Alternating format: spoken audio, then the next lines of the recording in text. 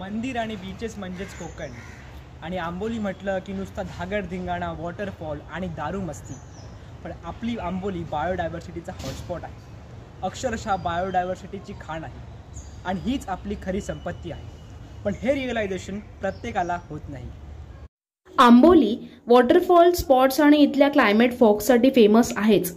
पण जर तुम्ही खूप डीपली निरीक्षण करायचं डिसाईड केलं की कळेल की हे एक ट्रेजर आहे. असं ट्रेजर ज्यात काही स्पीशीज सगळ्यांनी आवर्जून पाहिल्या पाहिजेत, कारण ह्या आंबोलीमध्येच भेटतात आणि सापडतात. या सगळ्याच्या रिसर्चसाठी स्पेशली वाईल्ड लाईफ फोटोग्राफर्स खूप लांबून येतात आणि दरवर्षी मान्सूनमध्ये व्हिजिट देतात.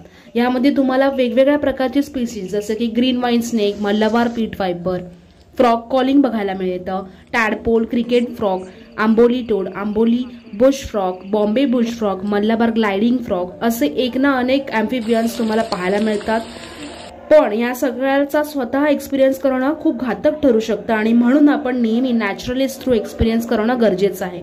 तुम्ही डे आणि नाईट ट्रेल दोन्ही ट्रेल बुक करू शकता इंटरनेटवर. विश्व अवेलेबल आहे, पण आंबोलीतलं विश्व तुम्ही जवळून अनुभवणं खूप महत्त्वाचं आहे.